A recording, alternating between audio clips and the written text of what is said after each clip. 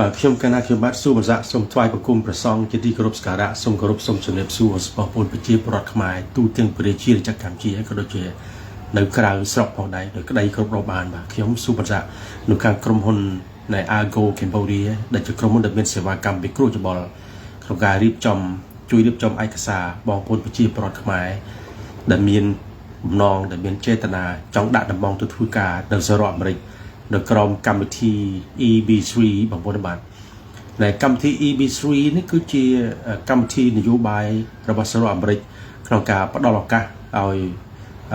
មនុស្សម្នាទូទាំងពិភពលោកដើម្បីទៅធ្វើការនៅសហរដ្ឋអាមេរិកជាអ្នកបងប្អូនដែលតាមរយៈកម្មវិធី EB3 នេះគឺជាកម្មវិធីគេហៅថាការងារដោយគ្មានជំនាញអង់គ្លេសថា unskilled labor បាទ unskilled labor នេះគឺជាការងារដែលគ្មានជំនាញគឺបានស្ដីថាដែលសហរដ្ឋអាមេរិកត្រូវការកម្លាំងទៅធ្វើការនៅអាមេរិកគឺគេត្រូវការតែមនុស្សណាដែលគ្រប់អាយុចាប់ពី8 10ឆ្នាំឡើងទៅបាទដែលចាប់ពី8 10ឆ្នាំទៅរហូតដល់ខ្ទង់50ឆ្នាំឲ្យតែមានកម្លាំងពលំនៅល្អបាទគឺអ្នកអាចដាក់ដំណងទៅធ្វើការនៅក្រោមកម្មវិធីការងារដែលមិនត្រូវការជំនាញបានចឹងបាទដូច្នេះបងប្អូនបើកណាឮបងប្អូនឮខ្ញុំបញ្យល់ថាកម្មវិធី EB3 គឺជាកម្មវិធីប្រភេទ Visa របស់សហរដ្ឋអាមេរិកដែលគេឲ្យទៅមនុស្សជុំវិញពិភពលោកដើម្បីធ្វើការនៅសហរដ្ឋអាមេរិកចឹងណាបាទតាមរយៈកម្មវិធីការងារដែលគ្មានជំនាញគឺមិនចាំបាច់មានជំនាញទេបងប្អូនណាបាទគឺបងប្អូនគ្រាន់តែមានកម្លាំងកាយមានកម្លាំងប្រាជ្ញាអាចនិយាយគ្នាបាន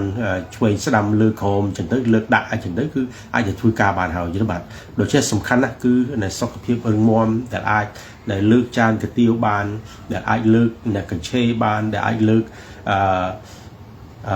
ណែកូនសោឡានពួកយើងទៅធ្វើការនៅអាមេរិកនៅក្រោមកម្មវិធី EB3 ដែលជាកម្មវិធីការងារដែលមិនចាំបាច់ត្រូវការជំនាញគឺបានស្គាល់ថាយើងធ្វើការនៅក្នុងភោជនីយដ្ឋានធ្វើការនៅក្នុងរោងចក្រធ្វើការនៅក្នុងរោងជាងឬក៏រោងសិប្បកម្មផ្សេងទៀតជាបងប្អូនណាបាទនេះដែលគេនិយាយថាដែលទៅធ្វើការនៅអាមេរិកដែលខ្ញុំស៊ូមសាក់នៅខាងក្រុមហ៊ុន Argo Cambodia ដែលជួយរៀបចំជួយពិគ្រោះច្បល់សំទោសដែលជួយបងប្អូនគឺដើម្បីទៅធ្វើការយ៉ាងដូចនេះឯងចឹងណាបងប្អូនណាបាទមិនមែនថានៅទៅធ្វើការនៅសហរដ្ឋអាមេរិកឬលោកគ្រូសាក់ថាធ្វើការនៅអាមេរិកគេដាក់ដំងសិនវិញក្រៃលោកបានទៅធ្វើការនៅសតវិមានអាមេរិកអត់ទេបាទក៏ប៉ុន្តែបើសិនបងប្អូនដែលចង់ទៅធ្វើការនៅសតវិមានអាមេរិកក៏បងប្អូនអាចដាក់ដំងបានដែរមែនទៅបាទអញ្ចឹងបាទក្នុងឋានៈជាអ្នកជំនាញអ្វីសំទួននិយាយបើមកខ្យល់លេងបន្តិចក៏ប៉ុន្តែបងប្អូនត្រូវមានជំនាញសេដ្ឋកិច្ចនយោបាយស្មាតទោះនិយាយលេងផងដែរបើសិនជាទៅពេកធំតែទៅគឺបានប៉ុណ្ណឹងមកគឺលោក Donald J. Trump ដែលគាត់យកទៅធ្វើការបាទអាចថាជួយគិតគូគាត់ពីរឿងសង្គ្រាមអ៊ីរ៉ាក់អ៊ីរ៉ង់បាទអញ្ចឹងទៅចំណាប់បងប្អូនណាអានេះវាមានអញ្ចឹងដែរចំណាប់បងអូខេអញ្ចឹងងាកមកវិញសម្បត្តិរបស់កញ្ចក់ងាកមកវិញអ្វីដែលខ្ញុំលោកគ្រូប៊ុនសាក់កំពុងនិយាយនេះជម្រាបជូនបងប្អូនពីរឿងកម្មវិធីទៅធ្វើការនៅសហរដ្ឋអាមេរិកដែលហៅថាកម្មវិធី EB3 គឺជាកម្មវិធីការងារដែលបងប្អូនត្រូវមកជួបខ្ញុំលោកគ្រូស៊ូប៊ុនសាក់ហ្នឹងដើម្បីខ្ញុំជួយរៀបចំដំណងដាក់ទៅអាមេរិកគឺនៅក្រោមកម្មវិធី EB3 ដែលបានសក្តីថាគឺកម្មវិធីការងារទៅធ្វើការនៅអាមេរិកដែលត្រូវការជំនាញអត់ត្រូវការទេបាទមិនត្រូវការទេត្រូវការតែរឿងពីរធំបាទរឿងទី1គឺប្រែមកថាកម្លាំងពលំនេះហើយបាទលើកូនសោឡាបានបាទលើកូនសោឡានបាន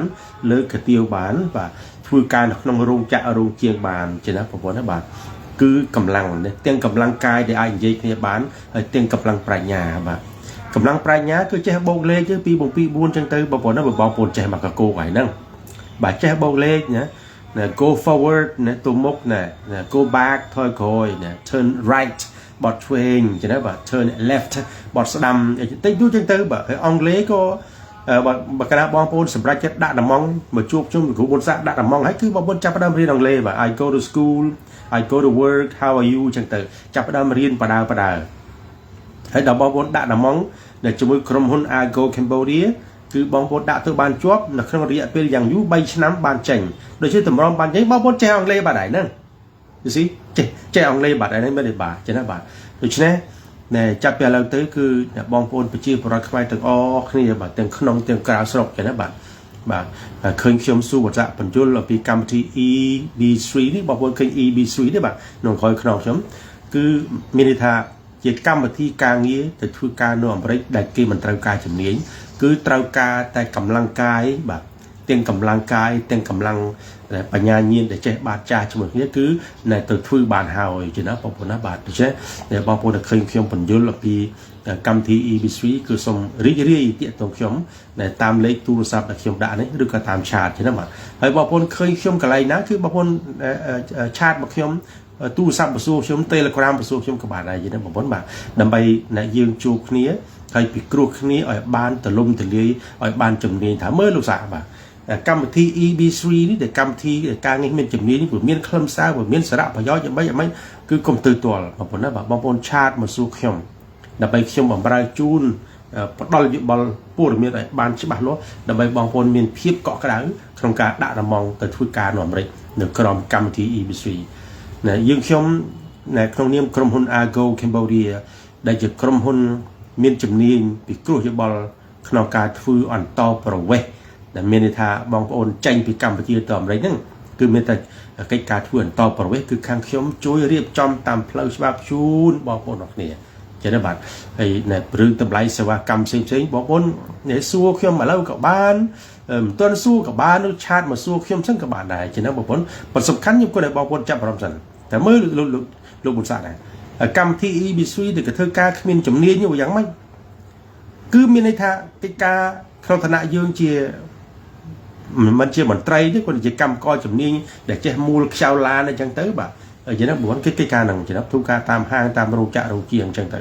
ចឹងណាបងប្អូនណាបាទស្រួលណាស់បាទដូច្នេះរឿងនេះបច្ចុប្បន្ននេះគឺមិនចាំបាច់ថាបងប្អូនចង់ទៅអាមេរិកចឹងណាបងប្អូនណាបាទមិនចាំបាច់ថាបងប្អូនមានសាច់ញាតិណាជាអ្នកធានាទៅបានទៅអាមេរិកមិនចាំបាច់តែបងប្អូនមានគូសង្សារគូស្នេហ៍ដែលគេធានាទៅបងប្អូនបានទៅអាមេរិកណាមិនចាំបាច់តែបងប្អូនមើលលាក់ជាជនភៀសខ្លួនបានទៅអាមេរិកមិនបាច់ទេចឹងណាបងប្អូនណាបាទគឺដើម្បីទៅអាមេរិកបានមានរឿងពីរផ្សេងទៀតសាមញ្ញទីបំផុតឲ្យដល់បងប្អូនធ្វើបានជំរឿនទី1ដែលបងប្អូនទៅអាមេរិកបានយ៉ាងស្រួលគឺមកដាក់ដំងជាមួយខ្ញុំលោកគ្រូស៊ូមនសាតាមរយៈកម្មវិធី EB3 ទៅធ្វើការនៅអាមេរិកតាមរយៈកិច្ចការគ្មានជំនាញនេះឯងនេះហើយគឺជាមធ្យោបាយដែលទៅអាមេរិកណាបាទបងប្អូនដាក់កម្មវិធីនេះ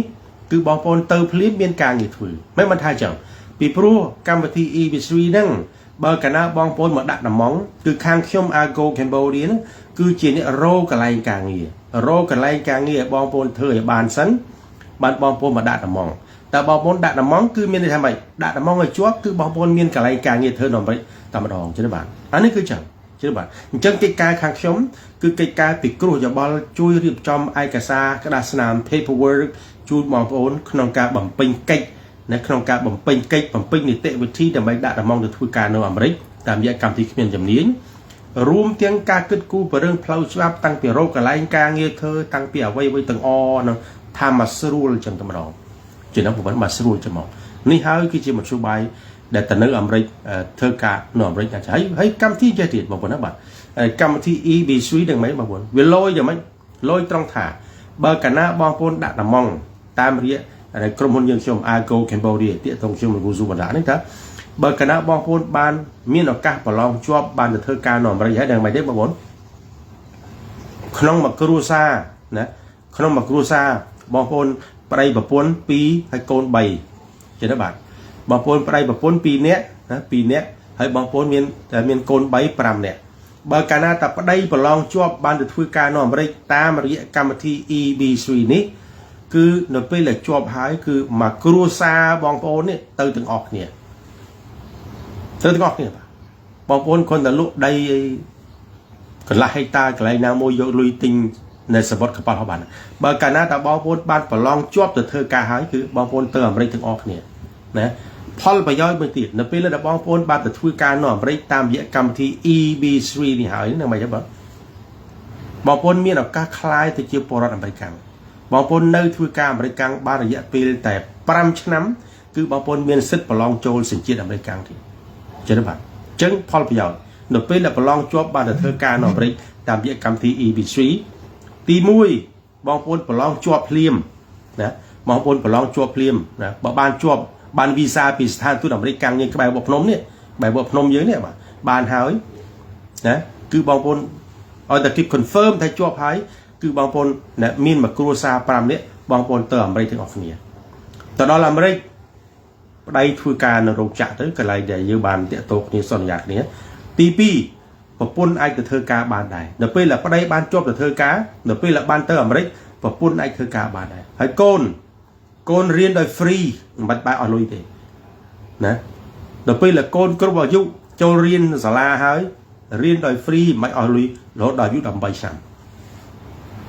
บ่าเรียนฟรีบ่าจะได้นี่คือจะพอประโยชน์นะประเดี๋ยวจวบเติมอะไรถึงออกนี้ปะปนไอเธอกาบานโกนเรียนลอยฟรี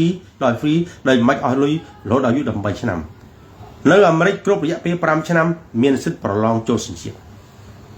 โดยที่เป็นอ้อนนะบอกคนนะอ้อนนะบาทนะจังบอกคนในเมืองกาจับร้อมคือส่งชาร์ตมาเขียนตามเลยเทเลกราฟนี้บาชาร์ตมาเขียนดำใบบองปนสู้นอมบัตรแทนที่ไอเขียนหนึ่งเจยมองปนมากันกรมเขียนอาโกแคมโบเดียนี่กรมอาโกแคมโบเดียดำใบยึดจะใช้นี่จิลบัตอัมปีนิเตวิธีเราการดักดมองตัวทุกการนอนบริเดกรอมกรรมที่อีบีซีนี่คือเชียในกาในเนี่ยรำเกลโคลนยืงแต่เราเธอการนอนบริในบ้านทุกการนอนบริหายในบ้านคลายตัวเจียโปรอัมบริกังทีสรุปหนักบางคนนะบ้านคือไปหนักใช่ไหม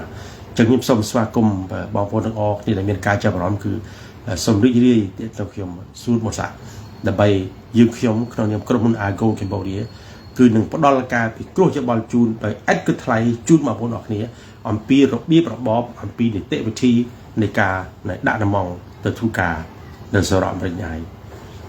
ผมเพลงนะยมสมตีกาจอมด่านมองทุกานอมรินะด่านมองเพลียมบานชัวบนั่นเดี๋ยวปีละบานชัวบคือมวยกรูซาเตถึงออกนี้ปะปนไอเธอกาบานแบบประเดี๋ยวเนี่ยชัวบประเดี๋ยวไอเธอกาบานแบบปะปนเนี่ยชัวบโกนเรียนเนื้อเนี่ยวิทยาลัยโดยมันจะไปออนไลน์โทษอายุดำใบชนำในบ้านประจำชนำมีนสิทธิ์ประลองโจสินจิตออกเลยวิลออนนะบางคนนั่นออนนะจะได้ป่ะนั่งไหนป่ะนะจังสมฤทธิ์ตึกจัดนะบางคนมันจะไปมีนกูสไนเทียนีเตมันจะไปเรียบกาเตให้ก็มันจะไปรถตึกโจรกรหน่อยไปเนี่ยโดยแต่ยืมมีนนู่นเตป่ะบางคนมีโอกาสตัวมันได้ตามชูบายนะมุ้ยchỉ đứngบางคนปัญหาเชื่อมในเย่นี้จังเย่ท่ากำบิดชีนี้คือบางคนเย่จอมกว่าละบองไทยเสว่าไอ้กรมหุ่นมีถือวิยืนเชื่อมเนี่ยคือขังเชื่อมเรียบจำจูนก่อนจะได้บัตรให้เลี้ยคณะสมัครตัวครูนบางคนนะบัตรมันจำบัตรมีนเท้าตัวละบะดุบตัวละปะระยะบัตรตัวละมาสเตอร์ตัวด็อกเตอร์มันจะบัตรตีบางคนคนนั้นมีกำลังสุขภาพกำลังมองตัวบางคนมีใส่ภาษาธรรมดาบาจาเฮลโลอะไรลูยาประดังบานบ่าอังเลเดี๋ยวปีละบางคนได้ละมองคือบางคนเรียนอังเลประดากะกบด้วยใจนะ turn left turn right นะบอดช่วยบอดสดับจะได้บางคนนะไอ้ประเจียบรักไม้ไปได้มันจะรอไงจะนับบางคนนะนั่งจึงสมลึกตึกจัดบางคนอเมริกาจะพร้อมเตี้ยตรงชมคุยสู้กันจ้ะแต่ใบยืดเขียวมันการกระบวนอาโกแคมโบเดียแต่มีมูลฐานในเรื่องนี้เป็นไปหนึ่งปดอลจิกาคอนซัลตัชั่นไปครูจะบอกจุดบางปนออกเนี่ยบานฉบับล้อแต่ใบบางปนเนี่ยรีของการด่าเปี้ยด่ามองตัวผู้การนอนไปแต่จึงบางปนอเมริกาซองไซของการมองลุยไทยสวาของการไปครูจะบอกจุดบางปนที่นั่นไปเรียกคณะสมบัติสำคัญสิ่งที่บางปนทางประหยัดคือเปี้ยแต่ซอกกระเพียบล้อนะบางปนมีนและคันสกปรกมวยจำนวนบัดสันเชียใจตอนนี้บางคนมีปัญหาหนึ่งหายคือเติร์ดบานทีบางคนนะบาดอุตหะบางคนมีปัญหาสกปรกที่จมูกชลองบาดทลามแต่ทนทงบาดระเบิดทนทงจะได้บางคนนะบาดนั่งไงใครเกิดมีกรึงยินบาดมีกรึงยินแต่ประเด็นเคยก็เติร์ดบานทีบางคนนะบาดนั่งไงนี่แต่สกปรกคือจมูกชลองทนทงบาดแต่กรึงยินบาดหรือกับบางคนกับพวกเด็กจบเบี้ยวนจนวันไปหาโปรโมทตัวจบในตลาดกาอันนั้นเติมบานทีบางคนนะบาทเนี่ยตัวใบจะบองพวกมีนถ่ายไปกาเนี่ยจีกระเป๋าทอดนะกับVIPก็ได้ก็เติมบานทีโดยสารบางคนมีนไปหาโดยเด็กชมบันเลิกลางบานนี้โดยเฉพาะบางคนถัดแท้สารสกปรก អ្នកដែលមានចេតនាចង់ទៅនៅអាមេរិកនៅក្រុមកម្មវិធីនេះគឺបងប្អូនថែរក្សាសុខភាពជាណាបាទហើយបងប្អូនកុំមានចំនួនដែលមានប្រឹងផ្ដាល់ជាប់ក្នុងតុលាការគឺកុំឲ្យមានអសោះជាណាបងប្អូនណាកុំឲ្យមានតែមានគឺណែពិបាកបញ្ហាមានបញ្ហាពិបាករកស្រាយជាណាបាទហ្នឹងហើយបើសិនបងប្អូនណាធ្លាប់ទៅអាមេរិកហើយបើសិនធ្លាប់មានបញ្ហាជាមួយទូតអាមេរិកកាំងនៅភ្នំពេញយើងនេះក្បែរវត្តភ្នំនេះបាទដែលគេរកឃើញថាបងប្អូនបែបណាមួយក៏នឹងមានការលំបាកដែរចឹងណាបងប្អូនណាជាគូការណាបងអញ្ចឹងមកថាអ្វីគ្រប់យ៉ាងដើម្បីដឹងថាតើបងប្អូនមានគុណសម្បត្តិណាមានគុណវត្តមាន qualification ដែលដើម្បីដាក់ដំណងទៅធ្វើការនៅអាមេរិកបានទេបងប្អូនតាក់ទងមកខ្ញុំសិនមក you call me you chat me ចឹងណាបាទតាក់ទងមកខ្ញុំសិនដើម្បីយើងជជែកគ្នាថាតើបងប្អូនមានលក្ខណៈសម្បត្តិគ្រប់គ្រាន់ដើម្បីដាក់ដំណងទៅធ្វើការនៅអាមេរិកនៅក្រុមកម្មវិធី EB3 Record សំខាន់គឺនិយាយចឹងសិនណាมันឆាយថ្លៃសេវាដែលពីគ្រូច្បងទេបងប្អូនណាបាទมันគិតថ្លៃសេវាពីគ្រូទេចឹងសូមបងប្អូនរីកជជែកជាមួយខ្ញុំស៊ូបងសាដើម្បីយើងដឹងថាតើបងប្អូនមានគុណសម្បត្តិបងប្អូនមានគុណវត្តដើម្បីដាក់ដំណងទៅធ្វើការនៅអាមេរិកនៅក្រោមកម្មវិធី EB3 នេះឬយ៉ាងណាចឹងណាបងប្អូនសូមស្វាគមន៍ការជជែកគ្នាដោយក្តីរីករាយបាទមួយទៀតមុននឹងបញ្ចប់ការជំរាបជូនបងប្អូនគឺសម្រាប់បងប្អូនដែលមានចេតនាចង់បញ្ជូនកូនបញ្ជូនចៅទៅរៀននៅអូស្ត្រាលីបាទទោះជាថ្នាក់វិទ្យាល័យក៏ដោយទោះជាថ្នាក់បឋមថ្នាក់វិទ្យាល័យឬថ្នាក់មហាវិទ្យាល័យក៏ដោយបងប្អូនចង់ទៅរៀននៅអូស្ត្រាលីដើម្បីរៀនហើយបានសិទ្ធិរស់នៅជាអចិន្ត្រៃយ៍នៅអូស្ត្រាលីណាបាទសូមបងប្អូនតាក់ទងខ្ញុំលោកគ្រូកំសាដែរចឹងណាបងប្អូនតាក់ទងខ្ញុំខាងខ្ញុំក្រុមហ៊ុន Argo Cambodia នឹងផ្ដល់ការពិគ្រោះយោបល់ consultation ជូនបងប្អូនថាតើនៅពេលបងប្អូនចង់បញ្ជូនកូនបញ្ជូនចៅឲ្យទៅរៀននៅអូស្ត្រាលីថ្នាក់វិទ្យាល័យថ្នាក់មហាវិទ្យាល័យក៏ដោយរៀនហើយបានសិទ្ធិរស់នៅអូស្ត្រាលីយើងធ្វើយ៉ាងម៉េចគឺសូមបងប្អូនទូរស័ព្ទទំនាក់ទំនងមកខ្ញុំស៊ូបញ្ចាក់ដើម្បីពិគ្រោះគ្នាអំពីនីតិវិធីក្នុងការដាក់ដំណងទៅរៀននៅអូស្ត្រាលីដាក់ដំណងហើយបានសិទ្ធិរស់នៅអូស្ត្រាលីតទៅគួរធ្វើយ៉ាងម៉េចសូមបងប្អូនតាក់ទងខ្ញុំស៊ូបញ្ចាក់ចឹងណាបាទបងប្អូនរៀនថ្នាក់វិទ្យាល័យក៏ដោយបងប្អូនរៀន Master បងប្អូនរៀនថ្នាក់បរិញ្ញាបត្រអនុបណ្ឌិតក៏ដោយគឺតាក់ទងខ្ញុំចឹងណាបាទហើយសូមបញ្ជាក់ជូនផងដែរថាពីរឿងការដាក់ដំណងទៅរៀនអូស្ត្រាលីនេះបើសិនជាបងប្អូនចាំរៀនចប់កម្មវិធីសិក្សាបងប្អូនហើយចាំរកឱកាសដើម្បីស្វែងរកសិទ្ធិរស់នៅអូស្ត្រាលីគឺអត់បានទេអត់បានហួសពេល that's too late គឺនៅពេលណាដែលបងប្អូនទាំងអស់គ្នាចង់បញ្ជូនកូនចៅទៅរៀននៅអូស្ត្រាលីហើយបានសិទ្ធិរស់នៅតលថាអ្នកបងប្អូនមកជួបខ្ញុំទាំងស្រុងជួបខ្ញុំបាទនីតិវិធីក្នុងការដាក់ដំណងរៀនយ៉ាងម៉េចហើយគិតគូរពីរឿងសិទ្ធិរស់នៅយ៉ាងម៉េចគឺគិតពីដើមទីបាទរៀនក៏គិតទទួលបានសិទ្ធិរស់នៅក៏គិតបើកាលណាបងប្អូនរៀនឲ្យចប់ Bachelor សិនណាបងប្អូនរៀនឲ្យចប់ Bachelor បងប្អូនរៀនឲ្យចប់ Master សិនចាំគិតគូរពីរឿងសិទ្ធិរស់នៅ No that's too late ហួសពេលដូច្នេះបងប្អូនគិតគូរបញ្ជូនកូនឲ្យទៅរៀនឬក៏ខ្លួនឯងចង់ទៅរៀនបរិញ្ញាបត្រនៅអូស្ត្រាលីឬក៏ចង់ទៅរៀន Master អូស្ត្រាលីរៀនចប់ហើយបានសិទ្ធិរស់នៅតោះមកជជែកជាមួយខ្ញុំនៅស៊ូបន្សាក់ហើយជជែកពីដើមទីណាបងប្អូនរៀបចំដាក់ដំណងបដាបងប្អូនជជែកជាមួយខ្ញុំបដាអំពីស្វែងរកសិទ្ធិរស់នៅជាអចិន្ត្រៃយ៍នៅអូស្ត្រាលីបដាយើងជាមួយគ្នាណាដាក់ដំណងទៅរៀនក៏ជជែកការគិតគូរសុំសិទ្ធិរស់នៅអូស្ត្រាលីក៏ជជែកជាមួយខ្ញុំបដាជាមួយគ្នាទាំងព្រមចឹងបងប្អូនណាបាទតិចខាងខ្ញុំរៀនចប់ហើយខ្ញុំមួយឆ្នាំខ្ញុំបង់30000ឥឡូវចប់ហើយបាទបើយើងមិនបានគិតគូរពីរឿងការសុំសិទ្ធិរស់នៅអូស្ត្រាលីតែពីដើមទីបាទហ្នឹងទៅសុំណាបានហួសពេលចឹងបងអូខេចឹងសរុបពីរឿងទៅរៀនអូស្ត្រាលីរៀនអ្នកបានសិទ្ធិរស់នៅបងប្អូនចាប់គិតគូរដាក់ដំណងទៅរៀនគឺសុំពីគ្រូច្បងជាមួយខ្ញុំមកហើយទាំងការដាក់ដំណងទៅរៀនទាំងសុំសិទ្ធិរស់នៅជាអចិន្ត្រៃយ៍នៅអូស្ត្រាលីគឺគិតគូរពីដើមទីរួចហើយចឹងបងប្អូនណាបាទគឺចឹងបាទហើយមួយទៀតក៏សូមលើកទឹកចិត្តដែរបងប្អូនណាដែលមានចេតនាចង់ទៅវិនិយោគអាមេរិកគេហៅកម្មវិធី EB5 បងប្អូនទៅវិនិយោគក៏បានសញ្ជាតិរស់នៅដែរបាទហើយកិច្ចការមួយចំនួនដូចជានៅប្រទេស Cyprus ដូចជានៅប្រទេសផ្សេងទៀតនៅអឺរ៉ុបបងប្អូនចង់ទៅទិញផ្ទះទិញសម្បែងគឺបងប្អូនខ្ញុំសូមស្វាគមន៍ដើម្បីមកពិគ្រោះយោបល់ជាមួយខាងខ្ញុំក្រុមហ៊ុន Argo Cambodia ដើម្បីខាងខ្ញុំជួយពិគ្រោះយោបល់ជូនបងប្អូនផងដែរចឹងណាបាទអរគុណណាបាទសូមជូនពរណាបាទសូមស្វាគមន៍បងប្អូនល្អគ្នាអាចតំណែងខ្ញុំស៊ូបន្សាក់ ពីរឿងដែលការដាក់ដំងទៅធ្វើការនៅអាមេរិកនៅក្រមកម្មវិធី EB3 បាទអរគុណណាស់បាទសូមជូនពរខ្ញុំស៊ូមសានៅខាងក្រុមហ៊ុន Agro Cambodia នៅរាជធានីភ្នំពេញសូមអរគុណបាទ